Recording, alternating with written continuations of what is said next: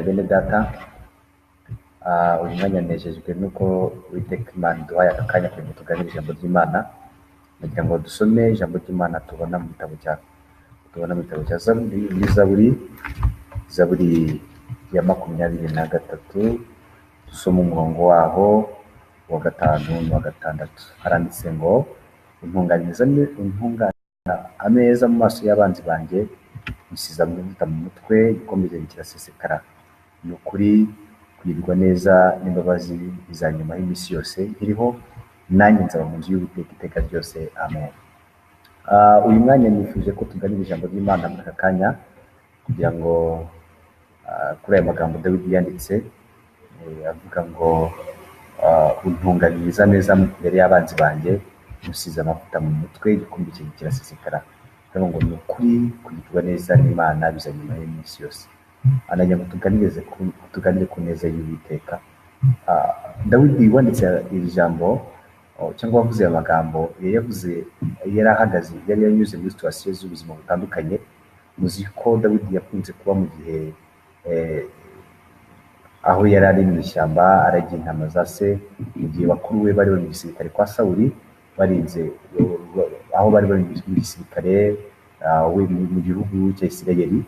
Aba mu buzima bukomeye, aba mu buzima bugoye, ariko abamo ashima Imana, abamo yiga gukiranuka kugatonokana. Muri bwa buryo bwo gushima Imana, nubwo byari bimukomereye, bituma Imana igira umugambi ifite n'isezerano yo kumugirira neza. Hanyuma aho byatangiriye muri ko ubwo yari amaze gusanga bakuru be bari ku rugamba, akarwana na Goliyati, aho Goliyati yateye ubwoba Abisirayeli bose muri rusange, bakananirwa kugira umuntu n'umwe wamuhangara. Ariko ukwizera Imana no kugira Imana igikora nawe ibikomeye, akumva ko akavuga ati uriya Mufilisitiya utarakebwe, ndemera kurwana nawe. Iki gihe yamaze kumutsinda, nibwo yatangiye kubona poromosiyo yo mu buzima busanzwe.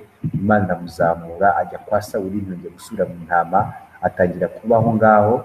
Ariko ahageze, kubera imbaraga z'Imana n'umugambi w'Imana, Satani akomeza kumurwanya cyane.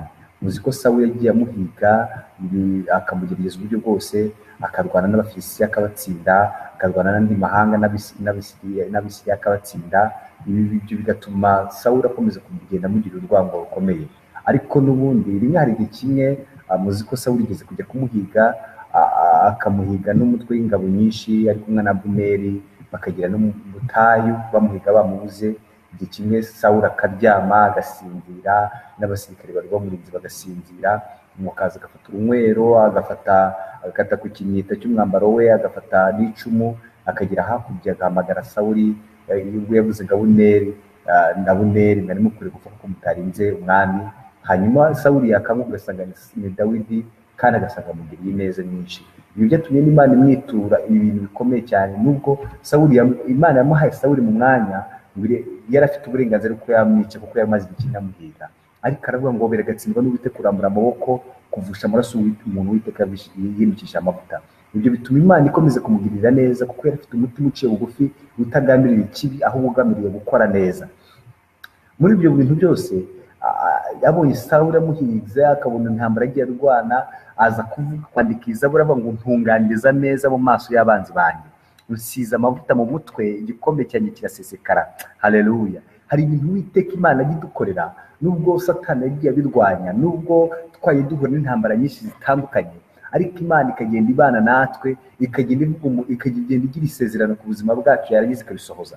Nagira ngo nkubwize ukuri, icyo Imana avuze ku buzima bwawe kizasohora. Abantu bashobora kukubona ukuri muri iyi minsi, bakabona wenda ejo hawe ntabwo bahasobanukiwe, ntibagufate neza, ntibaha agaciro, ariko ejo hawe hazwi n'Imana, kandi iby'Imana yavuganye nawe byose izabisohoza.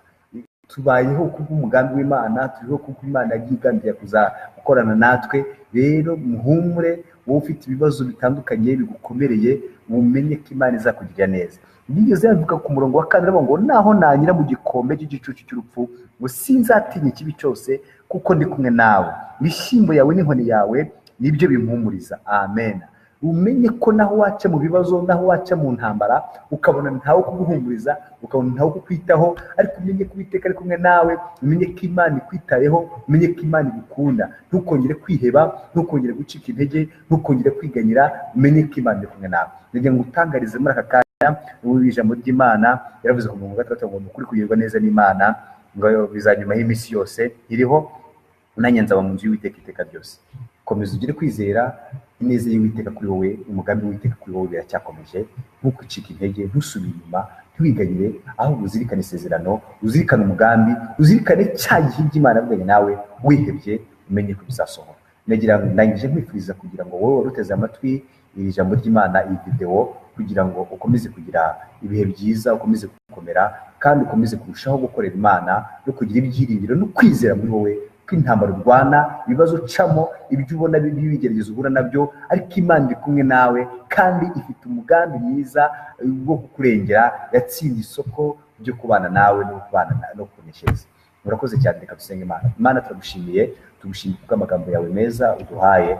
Dawidi yaravuze ngo muri iyi Zaburi aravuga ngo ntunganiriza neza imbere y'abanzi banjye, musize amavuta mu mutwe, igikombe cyanjye kirasesekara.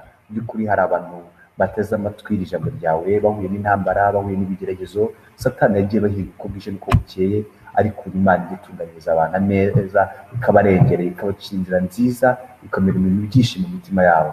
Dawidi yari igihe cyize kuvuga, yaravuze ngo ushyire ibyishimo mu mutima wanjye biruta ibyo kumwera w'amasaka na vino.